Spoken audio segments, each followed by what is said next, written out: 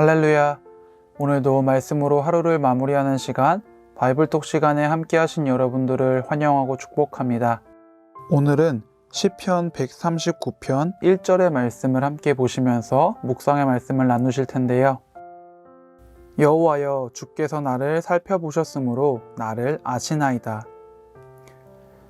교회에서 많은 사람들, 특히 신앙생활을 오래 하신 어른들과 이야기를 하거나 기도 제목을 나누거나 하다 보면은 이분들이 지금 하시는 이 고백이, 이 나누시는 말씀이 진심인가 하는 생각이 들 때가 있었습니다. 거짓된 고백을 하고 있다라는 그런 느낌보다는 뭔가 나는 괜찮아 라고 스스로를 속이고 있는 게 아닌가 하는 그런 생각이 들게끔 하는 이야기를 하실 때가 많이 있었습니다. 한국의 정서나 어떤 특징인지는 모르겠는데 남에게 피해를 안 줘야 한다라는 어떤 그런 마음, 강인해져야 한다라는 그런 가르침, 혹은 남의 눈을 좀 지나치게 의식하는 그런 성향 때문인지 뭔가 기도를 하거나 묵상을 나누거나 할 때도 자신의 마음에 한꺼풀 무언가를 덮어놓고서 이렇게 이야기하는 듯한 그런 느낌을 받을 때가 종종 있었습니다. 이렇게 이야기하고 있는 저 역시도 전도사라는 그 타이틀 때문에 뭔가 기도를 한다거나 묵상을 한다거나 누군가에게 중보 기도를 부탁할 때 정말 솔직한 마음, 솔직한 심정으로 이야기하지 못할 때가 많이 있었던 것 같습니다. 여러분들은 기도를 하실 때, 말씀을 읽으면서 묵상을 하실 때, 하나님 앞으로 나아가시는 그 순간에 정말 솔직한 마음으로 나아가고 계신가요? 아니면 스스로를 속이면서 하나님, 저는 괜찮아요 하는 그런 마음으로, 하나님, 제 마음은 평안해요 라는 그런 거짓된 모습으로 나아가고 계신가요?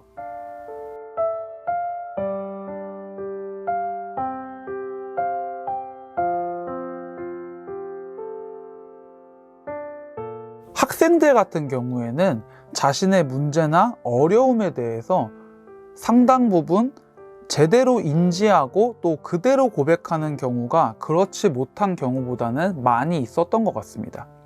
제가 엄청 많은 학생들과 이야기를 해본 게 아니기 때문에 평균화를 할 수는 없겠지만 피부에 와닿는 문제들이 아무래도 좀 한정적이기 때문에 자신의 신앙적 표현, 또 자신의 신앙적 모습에 대한 어떤 그런 것들에 대해서 남들의 눈치를 보는 것도 확실히 성인들보다는 덜 하기 때문에 학생들 같은 경우에는 좀 솔직하고 진솔하게 자신의 문제에 대해서 확실하게 하나님에게 이야기를 하거나 아니면 누군가에게 중보를 부탁하는 모습을 더 쉽게 볼 수 있었습니다.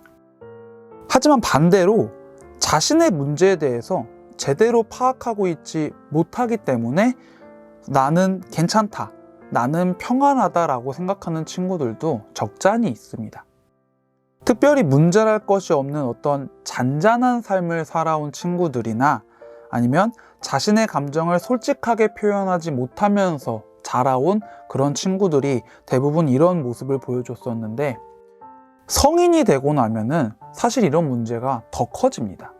성인이 되고 나서부터는 내 신앙에 대해서 남들의 시선이 어떤지도 걱정을 하게 되고, 또 내가 있는 위치에 대해서 남들의 시선이 어떤지도 생각을 하게 되기 때문에 더 솔직하게 고백하지 못하고 점점 더 자신이 만들어낸 그 거짓된 평안 속에 갇혀버리게 됩니다.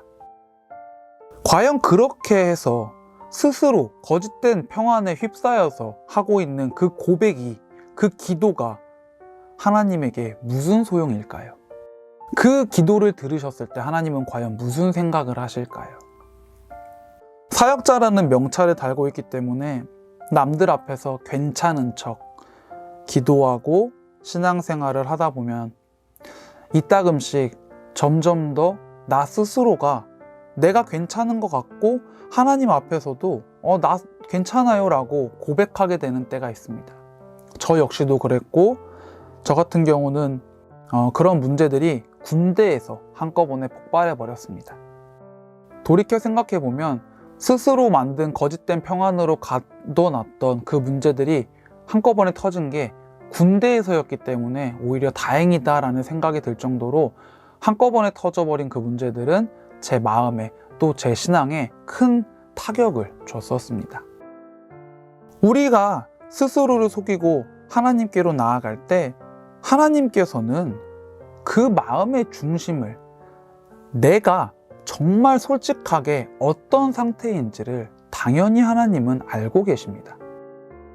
주께서 내가 앉고 일어섬을 아시고 멀리서도 나의 생각을 밝히 아시오며 나의 모든 길과 내가 눕는 것을 살펴보셨으므로 나의 모든 행위를 익히 아시오니 여호와여 내 혀의 말을 알지 못하시는 것이 하나도 없으시니이다.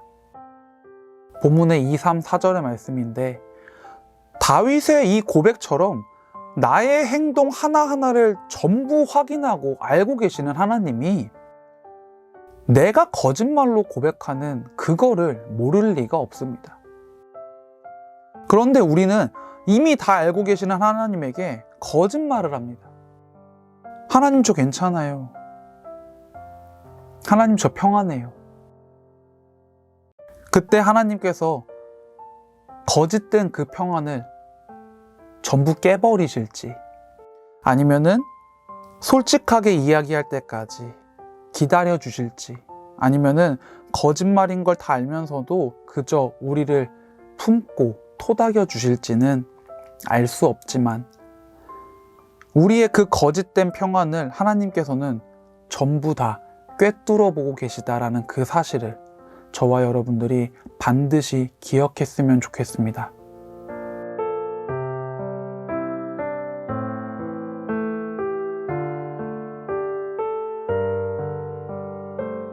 본문의 7절에서 다윗은 이렇게 고백합니다.